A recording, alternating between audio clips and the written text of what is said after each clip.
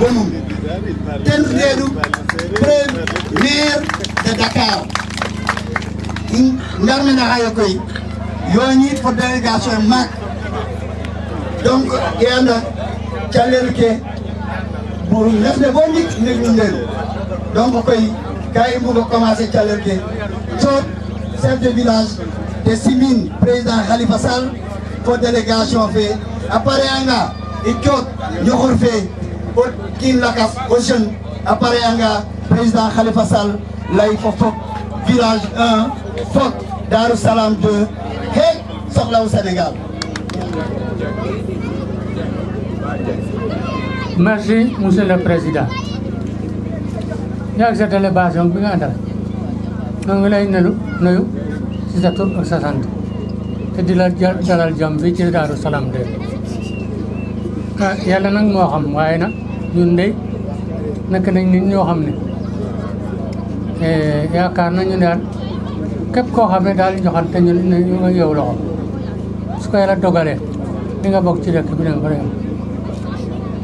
ci réew mi wax dëgg yàlla kontaan nañ bu baax a baax man de la première fois maa ngi koy door a gis tey waaye ni ma gis de doy na ma te du man rek waa dëkk bi yëpp lay doon ak ñun waa Sénégal kon ñu ngi leen di dalal jàmm fii Darou Salam 2 di ñaan yal na suñu borom bi nga xam ne dara tegu ko bi nga xam ne moo tax mu fa jóg ñëw ci dëkk bi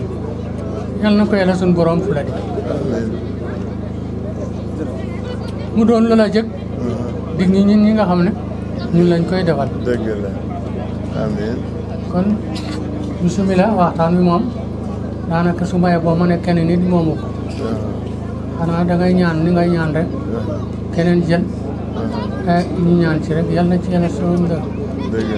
dëkkal jiw. dëgg la waaw. jërëjëf. di gërëm ñëpp di nuyu délégation bi nga xam ne suñu futur président moom la ñu àndal monsieur Khalifa Ababacar Sall man de dama yàgg a suivre say projet bi ngay defar mairie Dakar boobu maa nga fa xam naa ne liggéeykat nga kon boo ñëwee fii nii fekk ma fii damay sawar jàkkaarloog yow di waxtaan aussi ak waa Darou Salam bu ma ko sañoon de ak li ma yéene mooy que ne 2024 nga toog ci chaise bi yéene naa la man maa ngi wax ci turu jeunesse u Darou Salam di wax aussi suñu jafe-jafe jeunesse bi li ñuy njëkk a joytu mooy que ne yoon bi baaxul jaar ngeen ci dëkk bi aussi dafa lëndëm forage bi ndox mi doyut comme que nag gis naa li ngay liggéey Dakar boo ñëwee fii pour ñu wax la suñu doléance dama lay wax li nga xam ne moom laa gis que ne moo nekk suñu principal jafe-jafe yi lii ñu ngi la koy dénk di la ñaanal yàlla li nga jublu yal na nga nekk président 2024 ñu ngi la koy souhaiter waaw jeunesse bi aussi soxla nañu nga gestu leen ngeen gestu leen bu baax sax lay wax ndax jeunesse mooy futuru dëkk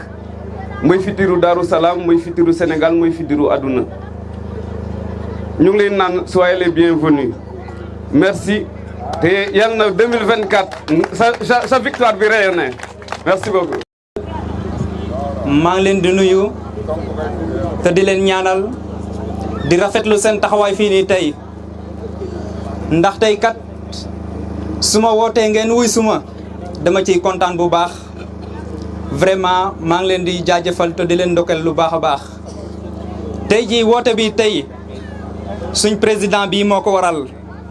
di monsieur Khalifa Ababacar Sall di suñu futur président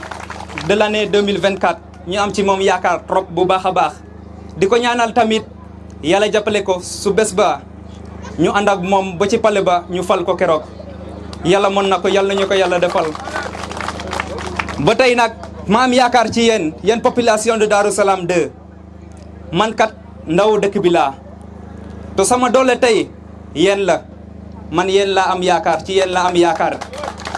vraiment man li ma ñor mooy changement dëkk bi te tey fu ma taxaw fii suñ dëkk gi dama bëgg ñu dem ba ràññeeku fu nekk ci biir Sénégal ndax tey Terre-Neuve suñ dëkk bi mooy village bu njëkk mooy village 1 ci biir Terre-Neuve mu di village boo xam ne encore village bu peuplé la ci biir commune de Ndam boo ko seetloo ñun ñooy 2e village bi nga xam ne moo gën a peuplé à part Fass Gounass gii nii tey jii moo tax ma am yaakaar ne ñun ñii luñ mébét war nañ ko mën a am ndax kat dooley dëkk kat ndaw ya la te ñun ay ndaw lañ liggéey rek moo ñu ñor monsieur le président nag ma lay dénk boo yéegee incha allah 2024 nga bañ ñoo fàtte kat comme Ngor Sène nu mu ko waxee fii suñ dëkk bi de mën naa ne buñ fi nekkee ba léegi presque amul koo xam ne yéeg na fi gëstuñu te ku fi ñëw mébét li nga bëgg dañ ciy teg suñ tànk jàppale la ba nga am li nga bëgg mais boo yéegee rek fàtte ñu te loolu nag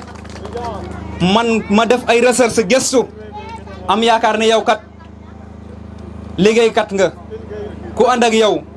lépp lu mu bëgg rek di nga ko ci jàppale ma am yaakaar ci yow moo tax ma ñëw jàppandu ci yow encore une fois encore mënuma ñàkk a wax nag mais tey jii nii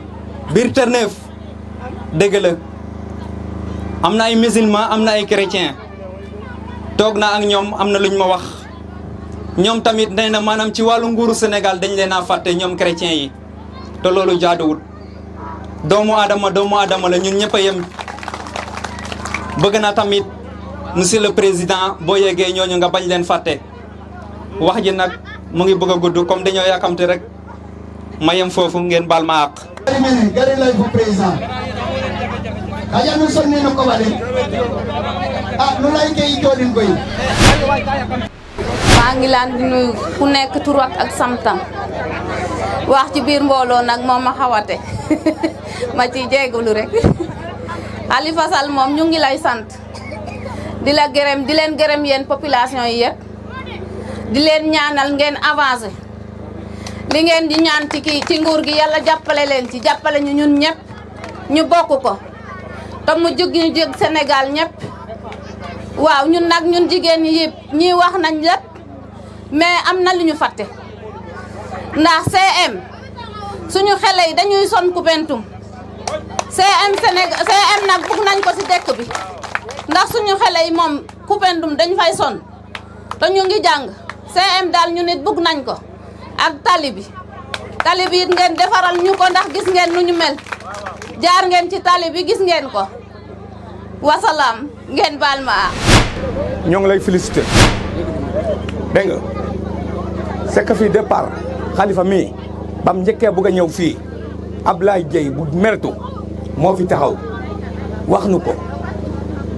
Macky arrêté campagne bi ba am ngeen ci problème loolu suma kanam la dégg nga de Macky dugg na fii ci dëkk bi benn at la ko campagne fii ci dëkk bi nawet ba gen mu moom réew mi yàllaa ko sedd nun toogunu fii te fa toogal kenn lam digge woon ci pencu bii moom Macky toog na fii li mu wax dara ci amu ci dara amu ci sama diggante yàlla man boo jotee réew mi doo yor sama ker waaye li ma ñaan boo jotee réew mi li nga xam ne mooy suñ mer nga fajal ñu ko def ne woon damaa bëgg a fomp seen rongoñ keroog ba mu yéegee ba léegi suñu rongoñ dama yokku mais wàññeekuwut amut len lu mu wax ci dëkk bi képp koo xam ne partenaire nga ci dëkk bi gisoo sa bopp ci nguuram bi dara fajuwut te fii la toog ci penc bi ñun ñëpp ñu toog mu ne séeréer laa comme yéen Fatick laa juróo tukulóor laa waaye ci biir séeréer laa yaroo la mu waxoon dara amu ci dégg nga man damaa bëgg ngir yàlla yónni Mouhamad Ablaye Dieye mi nga xam ne moom nga njëkk a àndal première année ba Ablaye ñëw fi ci dëkk bi wax ñu seen problème pour daa war a ñëw ci dëkk bi laata ngay ñëw yàgg ma ki am ngeen problème ba mu arrêté la doomu adam mënut a toog ci réew mi ne kenn du campagne tegu ko ci yoon am na ñu remplacer nguur mi kenn du fi nekk ba ilaa yow mi diine du fi am da ngay toog sa toog ba sa toog jeex nga toog sa morom toog fa nga toogoon depuis Senghor ba Abdou Diouf ba Ablaye Wade ba Macky Sall dañ koy remplacer 3e mandat bu koy liggéeyante it mënut a nekk. Abou Diallo mi nga xam ne moo dekk Ndaam nekkal fi waa dëkk bi muy suñ commune muy maire barki Seydina Mouhamad def ñoo woon ginnaaw kon ku bugg sa bopp da nga koy won ginnaaw jàkkaarloo ak ki nga xam ne moom la yaral taxaw man lii laa mën a wax. asalaamaaleykum mbooloo mi ñu ngi leen di nuyu ku nekk ci turam ak santam di door suñu nuyoo suñu wéyjur suñu kilifa muy chef de village ñu ngi lay sant ñu ngi lay gërëm ñaari yoon benn bi mooy li nga toog fii teeruñu dalal ñu ñaareel bi mooy li nga ñu wax lépp ñu yàq ñu ñaanal ñu yàlla na ko yàlla fay mais xam naa ni dëkk bi rek moo la ñor moo tax nga toog fii mu jaral la naam comme chef de village ku fi ñëw war nga ko teeru mais li nga wax yow waxu yéene la ak xol loolu nag waruñu fexe ba yow ngay rëccu loolu nga wax di gërëm di sant nag les jeunes yéen ñaar ñi fi wax léegi avec la femme ak Kama loolu daf ñu interpellé dama fekk xale yi sànq ñu taxaw man leen ndax am ngeen équipe bu football taluñu ma sax ñu ngi régler seen problème alors mais c'était symptomatique de ce qu'on veut savoir parce que dëkku tey ak dëkku ëllëg yi ñii la ak ñii l'avenir là c'est le présent lépp luñ fi bëgg a def suñ ko deful pour jeunes yi defuñu ko pour jigéen ñi ñu ngi nax suñu bopp on ne fera rien de viable mais da bëgg ñu d'accord ci dara beaucoup de jeunes ne s'engagent pas en politique beaucoup de jeunes ne s'engagent pas dans la vie publique c'est une faute c'est une erreur xam nga lu tax seen dëkk bi kenn du ñëw defar ko seen place bu leen nangu Khalifa Sall wala keneen ñëw fii di wax naan danaa leen defal danaa leen jox danaa leen wala ngeen naan ko bëgg naa defal ñu non faites en sorte que vous-même ngeen dugg bopp loolu moo koy faj gis nga li ñuy def kenn lañu tey nañu doon fukk ëllëg su ngeen doonee ñaar fukk ndaam commune ba ëllëg su ngeen doonul maire rek lu fa décider ngeen bokk et c'est ça qui est important c'est-à-dire il faut que les jeunes et les femmes d'accord ni kenn waratu leen yóbbaale da ngeen war bokk bu leen nangu ñu di leen boole da ngeen di bokk nag mooy ngeen di engagé wu parce que seen dëkk yéen rek koy defar kenn du ko defar ah ma am nag lu ma def problème fii parce que fii ni mu tudde woon terre neuve teeru yaakaar la woon bi ngeen fii ñëw su ma ñëwee dégg naan problème mu ndox problème mu école problème mu liggéey problème mu dimbali jigéen ñi problème mu jàppale xale yi damay am lu ma naqadi trop parce que biñ koy sos dañ ni woon dañ leen di defal lépp lu ngeen soxla fii dañ leen fii da ngeen am fu ngeen jógee ñëw fii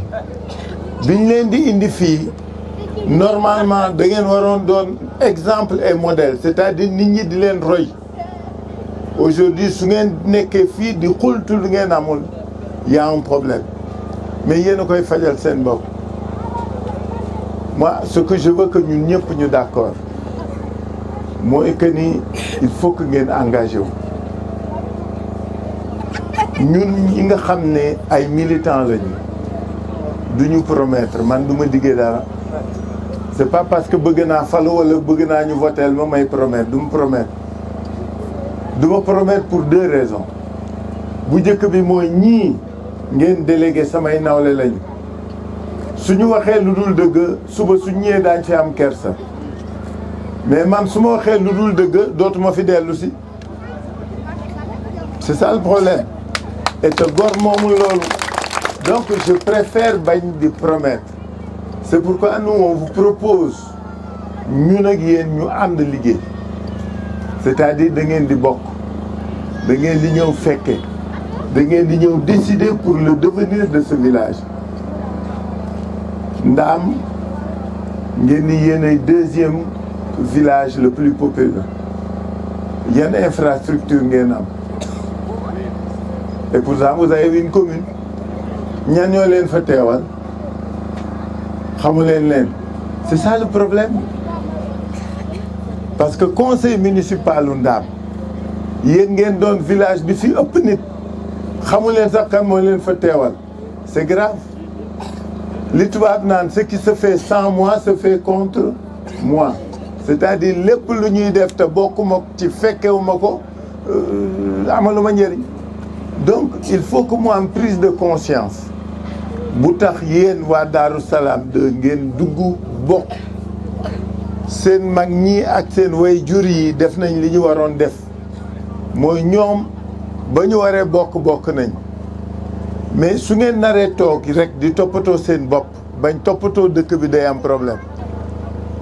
man du ma politicien man militant la bi ma nekkee Dakar dama ne waa Dakar du ma dig dara li ñuy def ñun ñoo koy defandoo loolu laa leen di proposer ci fii ñëwuma naan dama leen defal terrain dama leen defal non non pas du tout loolu yéen a ma gën a xam ne lu fi war nekk la suñu àndee am li ñu bëgg ngeen bokk moo tax may insister ci ngeen bokk parce que suñ lay boolee dañ lay sédd pourquoi doo bokk ci ñiy sédde donc il faut que waa Daaru Salaam ngeen nangu engagé wu politiquement il faut que ngeen engagé wu pour seen dëkk parce que kenn du ko liggéey ku dul yéen en tout cas ñi fi wax sànq c'est vrai wax nga léegi nii les catholiques dañ fi am problème c'est pas normal parce que réew mi nag amul catholique amul jullit amul catholique amul jullit man jullit laa doomu jullit laa ma tudd Khalifa Ababacar Sall mais catholique yi ñoo ma yar man catholique ma yar je suis un enfant de l'église j'ai grandi à l'église je suis cœur vaillant je suis scout de la 9e Dakar donc pour wane ne réew mi benn la te gis nga tabe yaatu générosité bi ci catholique su ngeen ko xamoon mais kenn du leen siis kenn du leen xatal parce que ñoom xataluñu kenn dañuy yaatal rek donc loolu nga wax waru fi ne mënu fi ne une nation elle est composée de tout le monde te ku nekk tu dois être d'égale dignité et d'égale responsabilité moo tax en tout cas ñëw leen dugg bokk ñëw leen ñu ànd liggéey ñun de li ñuy jël engagement mooy su ngeen ñëwee bokk ñun ñooy ànd liggéey dëkk bi mais su ma nee leen danaa liggéey dëkk bi waxuma leen dëkk bi yéen a koy liggéeyal seen bopp maa ngi leen di gërëm maa ngi leen di sant wasalaam. Mansour kii